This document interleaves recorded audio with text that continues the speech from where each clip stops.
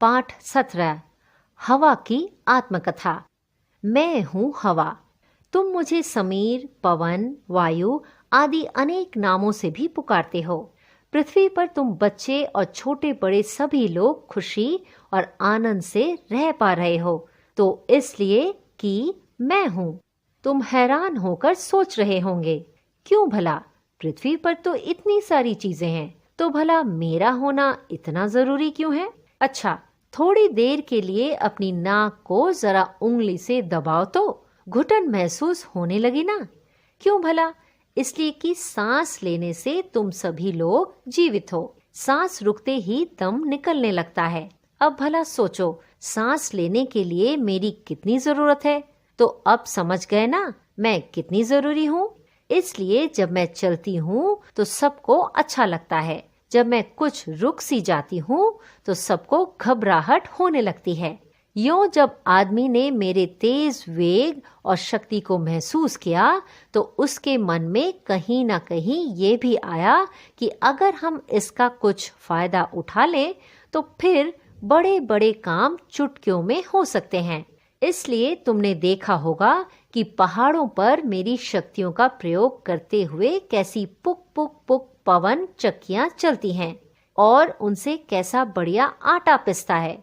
बगैर किसी इंजन या बिजली की मोटर के बस मेरी शक्ति के प्रयोग से ही बड़े बड़े काम खुद ब खुद होने लगते हैं। वैसे बहुत से ऐसे लोग हैं जो भले ही रात दिन मुझ में सांस लेते हों, लेकिन कभी महसूस नहीं करते कि मेरी बाहें कितनी बड़ी बड़ी हैं और मेरी शक्तियां कितनी विशाल। इसी से तो दुनिया में बड़े बड़े काम होते हैं। तुमने चिड़ियों को तो उड़ते देखा होगा, पर क्या तुम्हें पता है कि चिड़ियां मेरे कारण ही आसमान में उड़ पाती हैं? मेरी शक्तियों को समझने के बाद ही उड़ने वाले गुब्बारे और हवाई जहाज बने।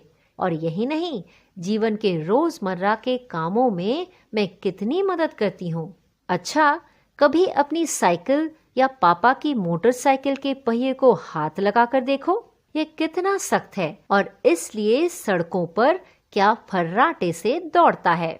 मगर भाई भूलना मत, इसके अंदर तो मैं मौजूद हूँ। अगर तुम्हारा कोई शरारती दोस्त पहिए में से मुझे बाहर निकाल दे तो पहिया फुस हो जाएगा।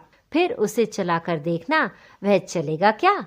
यहाँ तक कि मेरे बिना गेंद हो, फुटबॉल या वॉलीबॉल, सब बेकार है। मेरे कारण ही वे फूले फूले रहते हैं और उनका गोल मटोल रूप ऐसा होता है कि तुम सब बच्चों को ललचाता है।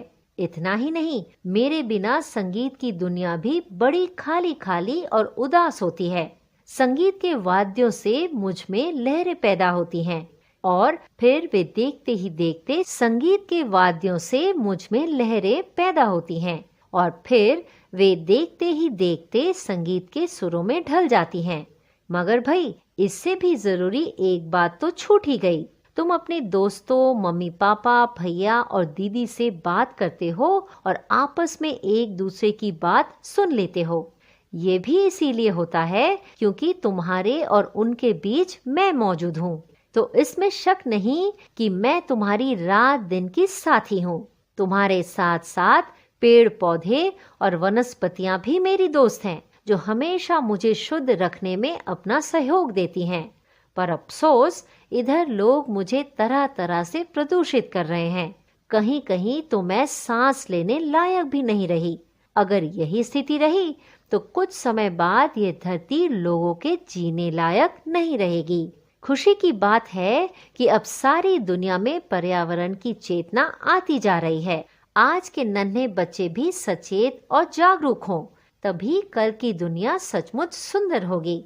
चलो, इतनी बातें हो गई, अब मुझे हंसकर विदा दो ताकि मैं थोड़ा बगीचों में जाकर फूलों को खिलाऊं और चिड़ियों और तितलियों का मन बहलाऊं।